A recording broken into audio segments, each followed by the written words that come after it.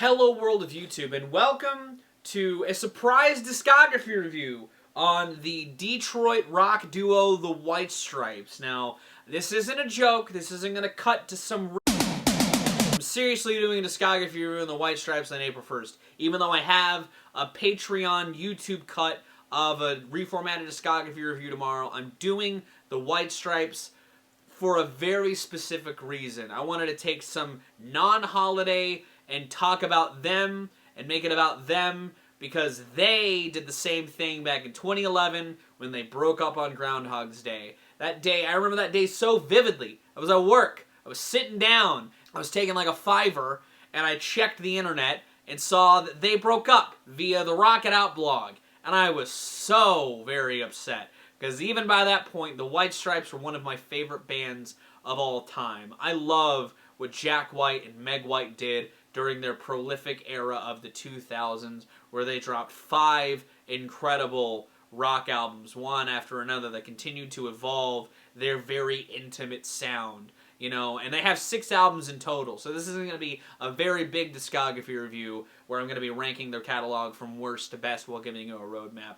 But I wanted to sit down, talk about one of my favorite bands, and a band that I feel like is pretty important to the landscape of rock music, especially in the 2000s. They had colossal hits that hooked me as a kid and continued to capture my interest the older that I got, and now I'm sitting here flabbergasted that in just a small amount of time, they made some of my favorite albums of all time, let alone what the genre has to offer. I love their very primal sound that they capture very well, and how they adorned that with different accompaniment the more that they went on. I think that Jack White's guitar tone is very well utilized, and again, similarly to their sound, just continues to evolve even to this day. I think that they have a great sense of melody amidst that rawness, and I feel like they were easily one of the most important bands to help throttle the garage rock revival scene that the 2000s had in spades, along with, I would almost argue, the renaissance of duos that cropped up in that time. Jack White and Meg White had something special, and they utilized that time very, very well. And today, like I said, I'm ranking all 6 of the records from worst to best, and all that sort of stuff. Leave this video a like if you're excited for this review, but let's go ahead and get started. There's nothing I can do. Now, like other bands I've covered, I don't think the White Stripes have a bad album in their ranks, but if I'm going to put an album of theirs on the bottom, it's going to be their 1999 self-titled debut. It's still really solid, though, and I like how raw this album is by and large. I feel like it feels like a band cutting their teeth in all of the right ways. I feel like a lot of the songwriting on here is still very, very strong. With tracks like The Big Three Killed My Baby, which is about the automotive industry and how, given that they're from Detroit, important it was to see that town flourishing, only to see it crumble. Or tracks like Cannon that have this real raw energy to it. Or a track like Astro that sees them interpolating some like very old school 50s, 60s style dance music into a little bit of a modern scope. Astro also being a song that's named after one of Jack White's dogs. And in tandem with that, they also do some great covers that show their talents as musicians as well. You know, they do a really good spin on One More Cup of Coffee, the Bob Dylan song. They do a great spin on St. James Infirmary Blues. I love how lo-fi the piano is on that song, and I feel like the band played off very, very well. And I think that they do a great job at making their own very raw interpretation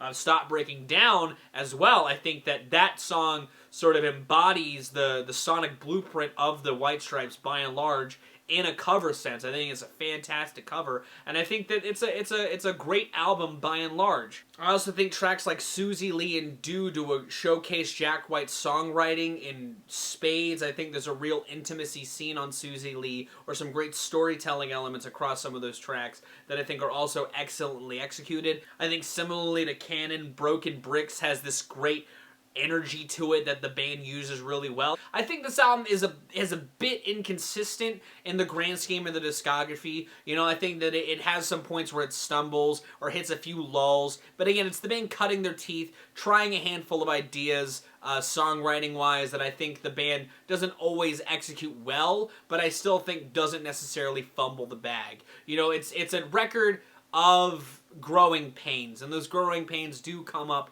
in instances that wouldn't necessarily make this a great starting point, but definitely a point to get to eventually if you've liked what you've heard and more better produced stuff like White Blood Cells or Elephant or even STIJL, and you want to see it in its more raw genesis, or you want to see just the band experimenting with ideas as a whole, again, cutting their teeth, as it were. I think that it does a great job at showcasing that.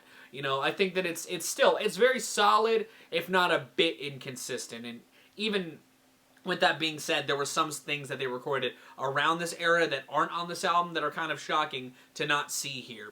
It still holds up all these years later for how well they build upon this formula and future releases. It shows that their fundamentals were so great all along.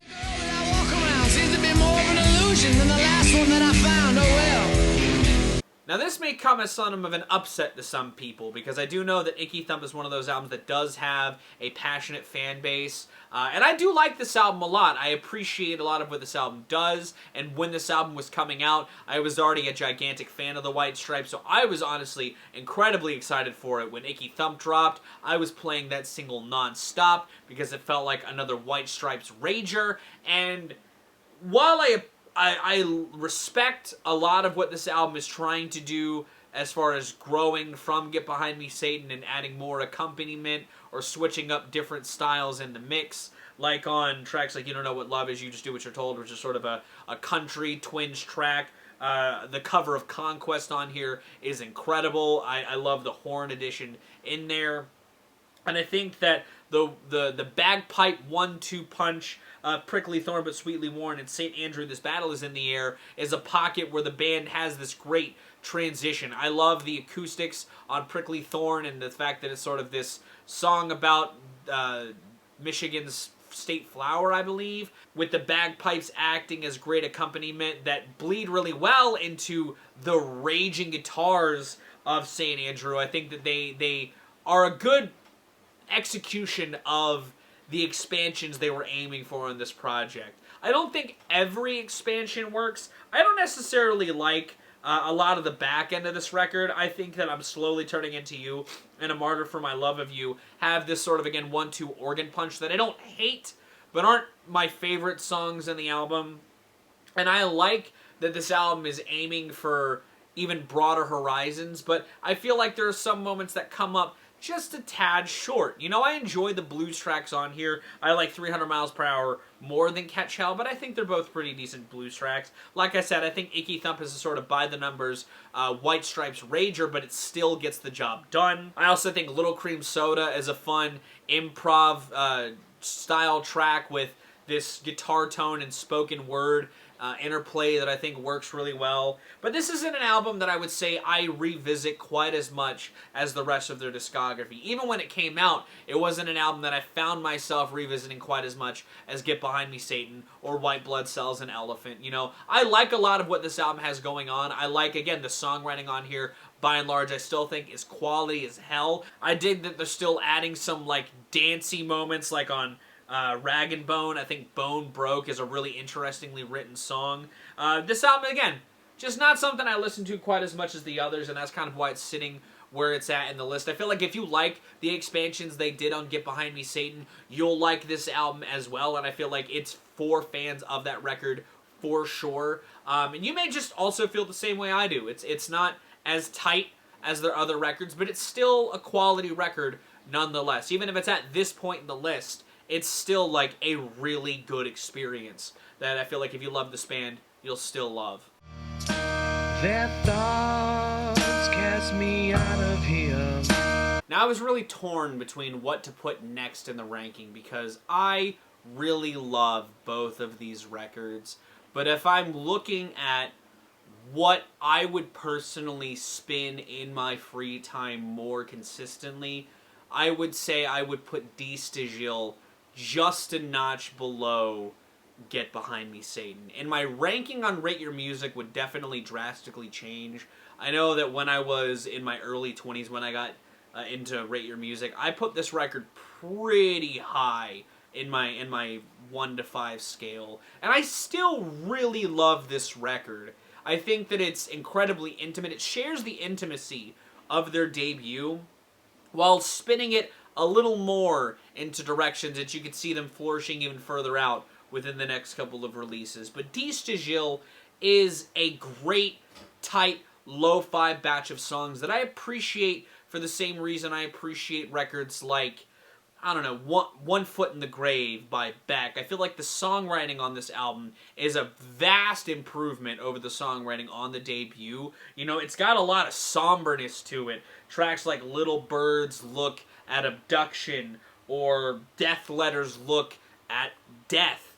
A thread that kind of carries itself into A Boy's Best Friend as well, a song that, while having a good sort of bluesy driven sound to it, is pretty fucking sad. It puts the blues in blues very aproposly, while also showcasing that they can write some fucking bops in the form of Hello Operator and Let's Build a Home. Hello Operator being what I would argue the biggest song they had written up to that point as far as scale setting. This album is still very lo-fi, similarly to their debut, but they're definitely spreading their wings a little more. There's some piano injection, like on Apple Blossom. While there's covers here, they seemingly sort of rein them into their own realm a little bit more so than they did on the debut, like on Your Southern Can Is Mine, which is a great closer that, again, continues to cement some of those bluesier driven sounds that the album has going on as a whole, but reins it into a really nice, charming closer. I really love STIJL,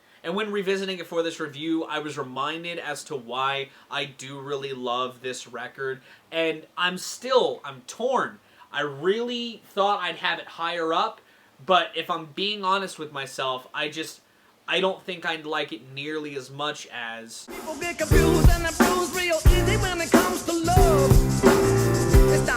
Which, if I'm being honest, if you like White Blood Cells, spin STIJL, but if you like Elephant, listen to Get Behind Me Satan next. And that's sort of where the division point came, because for all that I love about STIJL, for sort of continuing to expand their intimate sounds and spreading their wings just a little bit, Get Behind Me Satan felt like a full-blown dive into some more interesting territories that I think the band harnesses incredibly well. And maybe it's because it's also the album that came out after I had finally become a full-blown fan of the band after singles from these two albums, but Get Behind Me Satan is a special album to me personally. You know, I think ultimately the thing that put Get Behind Me Satan above STIJL is because not only do I think I'll be more readily wanting to spin Get Behind Me Satan in full at this point in my life, I really appreciate the fuck out of the band's ambition to abandon a lot of what brought them up to this point in their career so heavily. Sure, there's still guitars on here, and there's still some points where the guitars get to be punchy as hell, like on the opening Rager Blue Orchid, and sprinkled throughout the marimba-led The Nurse, which is a dark, sinister-feeling song. And Instinct Blues comes in at the perfect time to add some, like, crunch when the album is so heavily layered with pianos. But I like that this album does showcase the band's versatility in integrating more pianos and different types of percussion in the mix, and I appreciate that full stop a bit more than the expansions on the intimacy scene on STIJL. You know, like I said, the Nurse's marimba stuff is really interesting, but I love the piano bops in the form of My Doorbell and The Denial Twist, two of the band's strongest pop-leaning jams yet or ever. I think Little Ghost is a fun, buoyant, energetic, folksy style bop. Forever for Her feels like it could have fit perfectly on Elephant for how well it utilizes the piano and the chords on there. And I think that it, in tandem with tracks like White Moon, have a great use of dramatics with the piano in a way that feels very White Stripes, but in a completely different realm. I love the fun other percussion stuff seen on tracks like Ugly As I Seem. I like that Meg has her own tangential interlude-style track and Passive Manipulation that also feels like it's lending itself to some of the other lyrical ideas that have been played with on the record so far. While I kind of wish it had a stronger closer, I do really like I'm Lonely, But I Ain't That Lonely Yet. This is just a great showcasing, again, of the band's ability to craft bops, expand their sound, and really spice up their discography, because I can see people wanting something different after these two records, and I think they utilize that need very well on Get Behind Me Satan.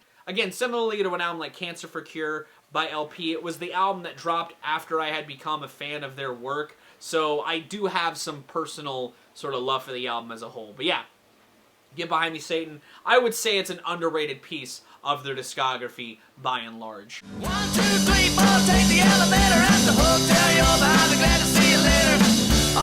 Yeah, I don't have any takes on the band that aren't that interesting when it comes to my favorites. It's these two, obviously. And White Blood Cells is, I like it almost as much as Elephant. I mean, it's their breakthrough album. It's the album that got a lot of people's ears perked up to their own brand of garage rock, while also still, in some ways, adding some weird ideas in there that, for sure, solidified them as an incredible twosome. You know, between the rock-leading bops of the opener, Dead Leaves on the Dirty Ground, and the razor-sharp Fell in Love with a Girl, to the acoustic bops of Hotel Yorba and We're Gonna Be Friends, those 4 songs alone embody what makes the band appealing in a broader sense, while also having some cool and weird offshoots in the deep cuts, like the delay vocal-filled Aluminum, which is just a series of ahs, and the almost grungier leaning guitar-driven tracks of I Can't Wait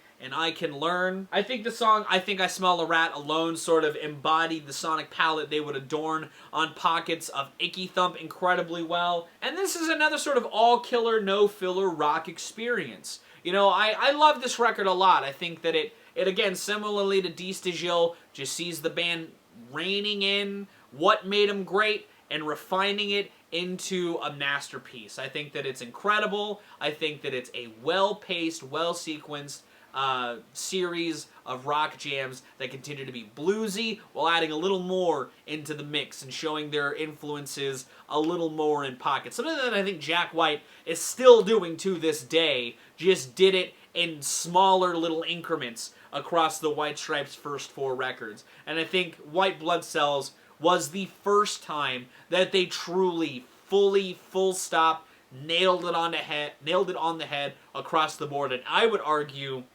White Blood Cells is the quintessential starting point for the White Stripes, because it's got everything that makes the back half of their career great, while having the same lo-fi edge that coated their first 3 records incredibly well. I feel like it's the best middle point for this band as far as breaking through their early frustrations and pillaging forth into the broader horizons that they would then continue to pillage forth on. You know, it's an incredible album, and I feel like if you haven't spun White Blood Cells, again, you're kind of doing yourself a disservice, because it's one of the best rock albums of all time, if not just of the 2000s.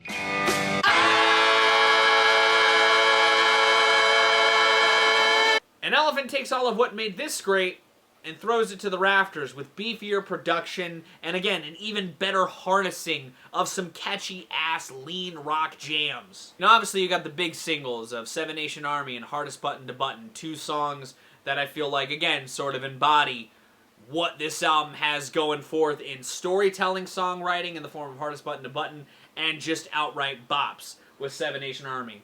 I think Seven Nation Army bleeds really well into Black Math, another sort of, again, at this point in the career, by the numbers, White Stripes Rager. I feel like that bleeds really well into the colossal layering of There's No Home For You Here. I love the vocal layering, and I love the climax that song builds to so very well. It gives me goosebumps every time. I think the loud, soft dynamic, If I Just Don't Know What to Do With Myself, is great. I love that Meg gets her own song and handles it incredibly well on In the Cold, Cold Night with its organs creeping in the background. I feel like the experimentation they do bring to the table on some of the tracks like Little Acorns and Ball and Biscuit's 7-minute runtime expand on some of the oddities seen on White Blood Cells incredibly well. This is just expanding on and utilizing a bigger budget to its fullest in the form of, again, one of my favorite rock albums of all time and one of the best rock albums of the 2000s in the form of Elephant. And I think one of the unifying forces that sets Elephant above White Blood Cells to me is not just the scale. I really love the production of this record like I've talked about, and I do think there are some bops here, but I feel like the songwriting as a whole feels a little more consistently thematic and unified across the track listing. You know, for all the diversions they make in tracks like Seven Nation Army and Little Acorns, which could technically be alluded to be about relationships, and Little Acorns is a little more on the nose with it, and The Air Near My Fingers being about Norman Bates, a lot of the album, by and large, feels like it's delving into the highs and lows that can be seen within Love. You know, Hardest Button to Button, which is one of my favorite songs that Jack White's ever written. I love the narrative style of that song.